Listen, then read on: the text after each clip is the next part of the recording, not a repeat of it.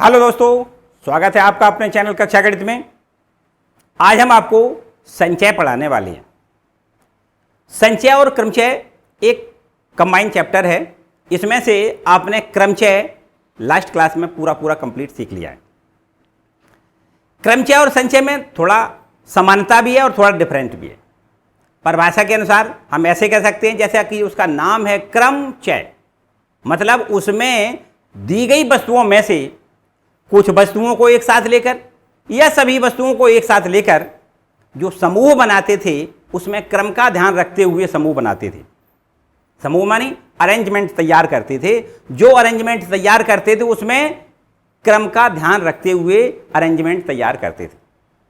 तो उन अरेंजमेंटों को क्या कहते हैं? हम क्रमचय कहते हैं।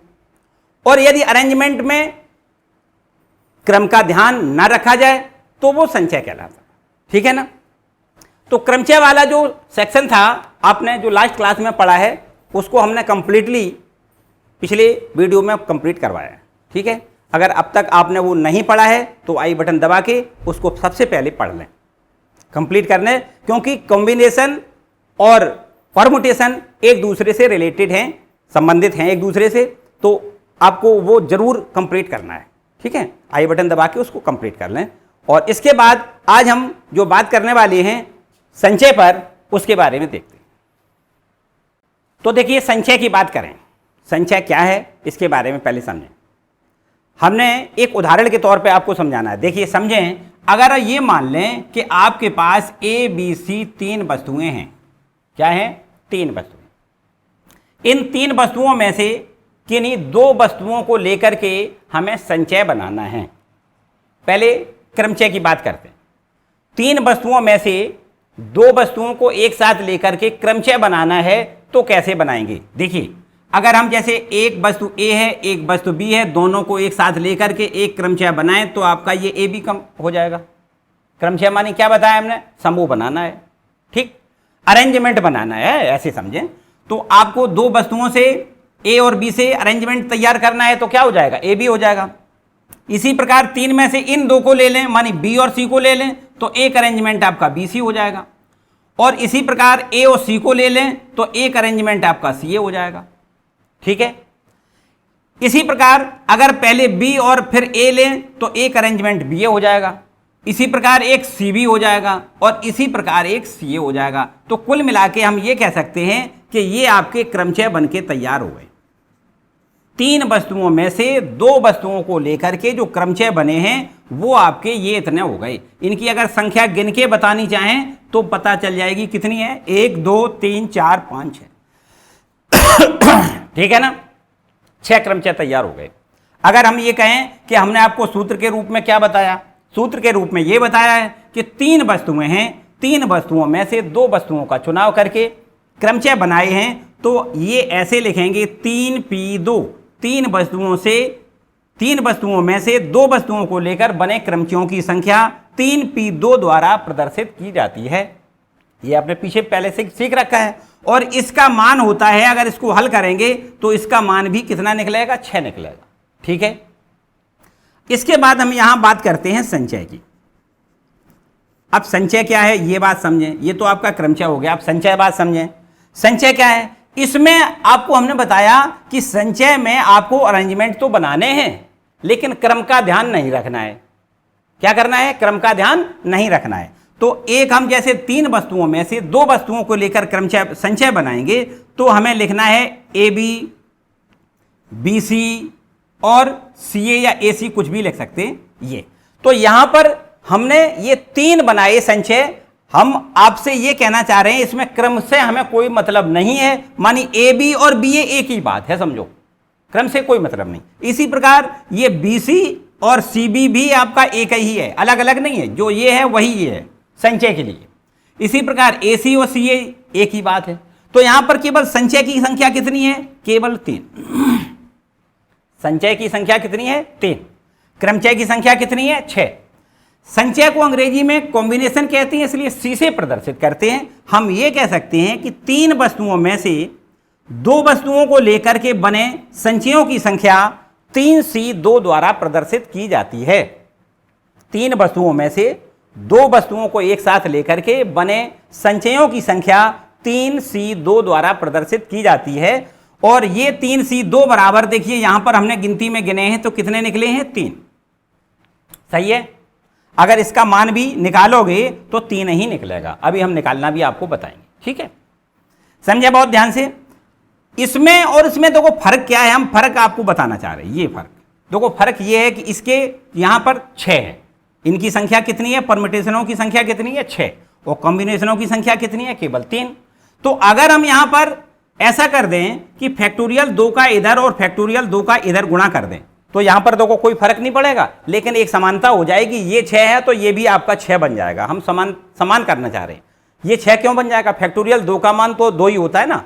फैक्टोरियल 2 बराबर होता है, फैक्टोरियल 2 बराबर 2 गुणे 1 अर्थात 2 होता है ना। तो फैक्टोरियल 2 का इधर गुणा कर दिया, फैक्टोरियल 2 का इधर गुणा कर दिया। अब आप ये कहेंगे कि फैक्टोरियल 2 का साहब क्यों कर दिया? इसमें भी बस समझने वाली बात है। यहां पर हमने 3 वस्तुएं में से 2 वस्तुओं को एक साथ लिया था। कितनी को लिया था? 2 वस्तुओं को।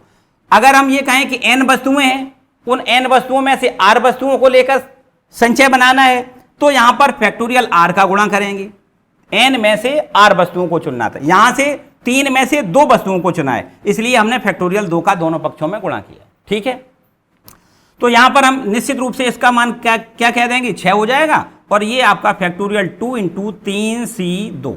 ठीक है, अब हम यहां से दोनों इक्वेशनों से देखें कि ये 6 है और ये 6 है, इसका मतलब ये और ये क्या हो गया? बिल्कुल जस्ट बराबर बराबर हो गया। अगर इनकी दोनों की कंपेयरिंग कर दें, तुलना कर दें, तो ये हो जाएगा फैक्टोरियल 2 इंटू में 3C2 बराबर में ये हो जाएगा 3P2। बोलो क्लियर बात समझ में आ रही होगी? फैक्टोरियल 2 इंटू 3C2 बराबर में 3P2। ठीक है, क्योंकि ये और ये बराबर हो गया तो इसलिए ये और ये बराबर कर दिया। अब फिर समझे बात यहां से। अब हम अपने मूल टॉपिक पे आ रहे हैं। अगर हम ये मान लें कि n वस्तुएं थी, क्या थी? n वस्तुओं में से r वस्तुओं को एक साथ लेकर बने संचयों की संख्या निकालनी है, तो कैसे लिखेंगे? NCR द्वारा लिखेंगे। n वस्तुओं में से r वस्तुओं को एक साथ लेकर के बने संचयों की संख्या कैसे लिखेंगे? NCR लिखेंगे। और अगर यहां पर देखिए हमने बताया कि 3 वस्तुओं में से 2 वस्तुओं को लेना है, तो यहां पर n वस्तुओं में से r वस्तुओं को लेना है, तो गुणा कितने का करेंगे? फैक्टोरियल r का। यहां पर देखो 2 वस्तुओं को लेकर किया था तो फैक्टोरियल 2 का गुणा किया था। यहां पर r वस्तुओं को लेकर तो फैक्टोरियल r का गुणा कर दें, और बराबर में ये क्या हो जाएगा? NPR। 3 में से 2 को लेना था, यहां पर 3 में से r को लेकर बने परम्यूटेशनों की संख्या। ठीक है ना, तो यहां पर देखो हो जाएगा फैक्टोरियल r इंटू में NCR बराबर, यहां पर इसका मान आपको पहले हमने बता रखा है। क्या लिखते हैं NPR को? NPR को लिखते हैं factorial n upon factorial n minus r। ठीक है ना, यहां अगर इसका भाग कर दें तो ये NCR बराबर निकल आएगा। NCR बराबर हो जाएगा factorial n upon factorial r into factorial n minus r। ये आपका एक फॉर्मूला तैयार हो गया। n वस्तुओं में से r वस्तुओं को एक साथ लेकर बने संचयों की संख्या बराबर होता है factorial n upon factorial r into factorial n minus r। Clear? यहां पर आपको बहुत समझने वाली बात है। यहां से देखो 2-3 रिजल्ट आपको निकाल के दिखाते हैं। देखो क्या रिजल्ट निकलेंगे। यदि r बराबर आप n लें, क्या लिख दें? r बराबर n, मतलब n में से n वस्तुओं को, टोटल वस्तुएं लेकर के बने संचयों की संख्या। यदि r बराबर n लें तो क्या हो जाएगा? देखिए, तो हमारे पास हो जाएगा NCN। ये r की जगह पे क्या लिख दें? n लिख दें। NCN बराबर factorial n upon factorial r की जगह पे n लिख दें into factorial n minus n। r की जगह पे n लिख दिया बस। तो यहां पर ये क्या हो गया? 0 हो गया। तो NCN बराबर आपका ये हो जाएगा फैक्टोरियल n। ये देखो इससे कैंसिल कर दें सीधा सीधा, और इसका मान क्या लिख दें? n माइनस n मानी 0। फैक्टोरियल 0 का मान 1 होता है, तो इसलिए NCN बराबर क्या हो गया? 1। आपको याद रखना है n वस्तुओं में से पूरी सारी की सारी वस्तुएं लेकर के बने संचयों की संख्या बराबर कितनी होती है? 1 होती है। एक दूसरा पॉइंट, यदि r बराबर 0 रख दें तो देखो r का मान 0 यहां रख दें तो ये हो जाएगा nc0, nc0 बराबर हो जाएगा factorial n upon factorial r का मान 0 लिख दें और n माइनस r का मान 0 लिख दें। तो ये हमारा 1 होता है, इसका मान फैक्टोरियल 0 का मान 1 होता है। ये फैक्टोरियल n से फैक्टोरियल n कट जाएगा, nc0 बराबर भी आपका 1 हो जाएगा, nc0 बराबर 1। तो आपको याद रखना है n का मान 1 होता है और nc0 का मान भी 1 होता है। क्लियर? देखिए इससे संबंधित कुछ और 2-3 थ्योरम आपको याद करनी है, केवल याद करनी है। देखिए सबसे पहले आपको ये नियम बता दिया, वही आपको लिखना है। क्या? फैक्टोरियल r इंटू NCR बराबर में NCNPR। एक तो आपका ये देखो थ्योरम, मानी NPR और NCR में ये संबंध है, ठीक है, मानी परम्यूटेशन में और कॉम्बिनेशन में ये संबंध है, आपको एक ये याद रखना है। दूसरा देखिए NCR बराबर होता है NCN माइनस R। देखिए अगर आपको यहां पर वस्तुओं की संख्या ज्यादा दी जाए, मतलब R का मान बड़ा हो, तब आपको क्या करना है, इसमें से इसको घटा के यहां लिखना है NCR बराबर NCN माइनस R। ठीक है, तीसरे नंबर पे आए, NCR माइनस 1 प्लस NCR बराबर N प्लस 1 CR। तो देखिए इसके लिए समझें, इस पर थोड़ा विशेष ध्यान दें। अगर ये देखो N दोनों हैं, ठीक, और यहां पर एक कम है, यहां पर एक ज्यादा है, क्योंकि यहां पर एक घटाया गया है, ये R है और ये R माइनस 1 है। या हम ऐसे उदाहरण के तौर पे कहें कि यहां पर अगर 5 है तो यहां पर क्या होना चाहिए, 4 होना चाहिए, ठीक है ना। तो ऐसी स्थिति में इसमें क्या करेंगे, N में 1 जोड़ देंगे, N प्लस 1 CR। इन दोनों में जो बड़ा वाला है वो लिखना है। जैसे यहां पर 5 है, यहां पर 4 है, तो आपको क्या लिखना है, यहां 5 लिखना है, ठीक। यहां पर 5 है और यहां पर 4 है, तो ये 5 मतलब बड़ा वाला लिखना है। इसमें से एक संख्या बड़ी है, एक नंबर बड़ा है, तो एक नंबर जो बड़ा वाला है वो यहां पर लिखना है, ठीक है ना। और एक आपको चौथा पॉइंट और याद रखना है, यदि NCX बराबर NC/, अगर ऐसा दिया जाए तो आपको एक बात याद रखनी है कि x plus by equal to n, मतलब इन दोनों को जोड़ दें और बराबर काय के लिख दें, n के लिख दें, ठीक है। तो ये सारे फॉर्मूले इसमें आपको यूज करने हैं। हालांकि ये वाला फॉर्मूला आपको प्रूव करने के लिए भी पूछ सकता है, बाकी और कुछ नहीं, ये फॉर्मूला आपका प्रूव करने को भी आ सकता है। तो आप LHS लें और इसको हल करेंगे तो RHS सीधा सीधा मिल जाएगा। तो मेरे ख्याल से इसको हम चलो प्रूव करके दिखा देते हैं, इसके बाद आपके एक्सरसाइज के क्वेश्चनों को लेते हैं, ठीक है ना। तो चलिए इसको देखते हैं ये कैसे करेंगे। यहां पर देखिए, चलो पूरा रब कर देते हैं।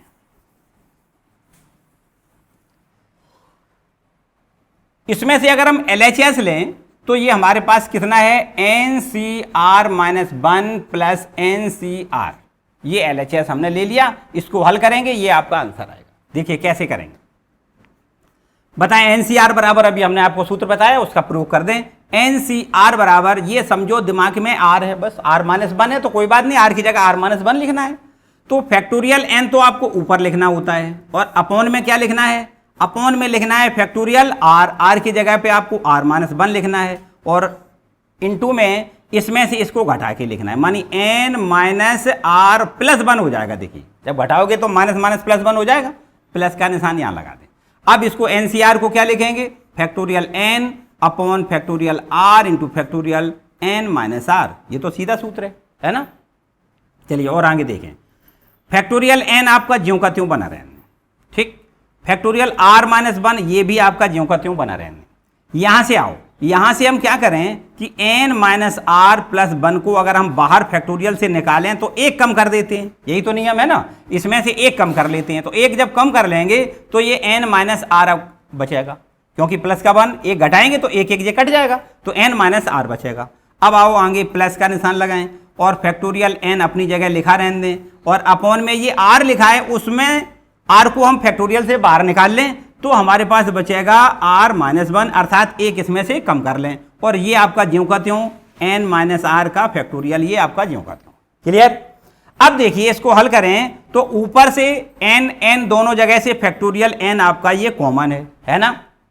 नीचे देखो R minus 1 factorial R minus 1 दोनों जगह है, तो फैक्टोरियल r माइनस 1 भी आपका कॉमन में है और फैक्टोरियल में n माइनस r भी आपका कॉमन में है ना। ठीक है, यहां भी देखो फैक्टोरियल r माइनस 1 है और यहां भी है, तो कॉमन में फैक्टोरियल n माइनस r आ गया। अब यहां क्या बचा, देखिए ऊपर बचा 1, तो ये कॉमन में, ये कॉमन में, तो क्या बचा, ये बचा n माइनस r प्लस 1 और प्लस का ये आपका यहां निशान लगेगा। ठीक है ना, ये कॉमन में चला गया तो 1 अपॉन में क्या लिखना है, ये कॉमन में चला गया, ये कॉमन में चला गया, तो क्या बचेगा, यहां r बचेगा। ठीक है ना, ये देखिए आपके पास क्या बचेगा, factorial n upon factorial r minus 1 into factorial n minus r, और यहां देखिए इसको हल कर दें तो आपका फिर से एलसीएम लें, n minus r plus 1 into में r। ठीक है, अब इसका यहां मल्टीपल करेंगे तो r प्लस और ये हो जाएगा n माइनस r प्लस 1। ठीक है, ये माइनस का r और ये प्लस का r आपका कैंसिल हो जाएगा। अब क्या बचेगा, n प्लस 1 बचेगा। यहाँ देखिए ध्यान से समझें, ये आपका n प्लस 1 बचा, ये हमने आपको पहले यहाँ लिख लिया n प्लस 1 और अपॉन इंटू में फैक्टोरियल n ये वाला लिख दिया, और अपॉन में क्या लिखना है, अपॉन में लिखना है फैक्टोरियल r माइनस 1 और ये लिखना है, ये देखो फैक्टोरियल r के साथ में r भी लिख दें, देखो ये r है और ये फैक्टोरियल r माइनस 1 है, और इसको भी साथ में लिख दें तो n माइनस r प्लस 1 के साथ में क्या लिख दें, फैक्टोरियल में n माइनस r लिख दें। ठीक है, तो मेरे ख्याल से बस अब आपका बिल्कुल आंसर आ गया, समझो यहां पर लिख देते हैं। ऊपर देखो ध्यान दो इस पर, इसको क्या लिख सकते हैं, यहां पर आपको लिखना है, ऊपर क्या लिख सकते हैं, इसको लिख सकते हैं फैक्टोरियल n प्लस 1। देखिए कैसे, n प्लस 1 इंटू, इसको पहले यहां से समझ लें, फैक्टोरियल n प्लस 1 लिखा है, अगर n प्लस 1 को बाहर निकालें तो एक कम कर देते हैं, तो क्या बचेगा, जब एक कम कर देंगे तो एक ये खत्म हो जाएगा, फैक्टोरियल n बचेगा, अर्थात n plus 1 into factorial n बराबर क्या लिख सकते हैं, फैक्टोरियल n प्लस 1 लिख सकते हैं। तो इसके जगह पे तो हमने फैक्टोरियल n प्लस 1 लिख दिया। अब अपॉन में नीचे आ जाओ, r into factorial r minus 1, इसको क्या लिख सकते हैं, इसको फैक्टोरियल r लिख सकते हैं, क्योंकि फैक्टोरियल r बराबर क्या होता है, r इंटू r फैक्टोरियल में r माइनस 1। r पहले बाहर निकालेंगे और फिर फैक्टोरियल से एक कम कर लेंगे, r में से एक कम करेंगे तो फैक्टोरियल r माइनस 1 बचेगा। यहां पे आ जाओ, इसको क्या लिख सकते हैं, इसको लिख सकते हैं n माइनस r प्लस 1 लिख सकते हैं, क्योंकि n माइनस r प्लस 1 को देखो बाहर निकाल लिया, फिर इसमें से एक कम करेंगे तो फैक्टोरियल n माइनस r बचेगा।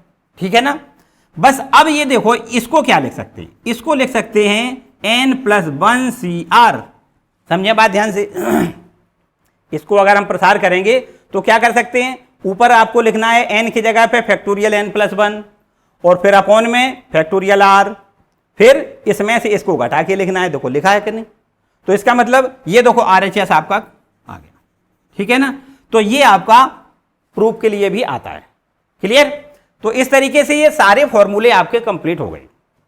अब आपको बेसिक चीजें बिल्कुल नहीं पढ़नी है, बिल्कुल जो भी आपको पढ़ना था पूरा कंप्लीट हो गया है। अब आपको सिर्फ और सिर्फ एक्सरसाइज के क्वेश्चन करने। अब हम एक्सरसाइज के सारे प्रश्नों को अगले वाली वीडियो में कल आपको प्रोवाइड करवाएंगे। ठीक है, आज का वीडियो आपको कैसा लगा मुझे कमेंट बॉक्स में बताएं। अगर वीडियो अच्छा लगा है तो इसको लाइक जरूर करें, अपने दोस्तों के साथ शेयर करें और साथ ही साथ बेल आइकन दबाएं, जिससे आने वाले वीडियो का नोटिफिकेशन आपको सबसे पहले मिल सके।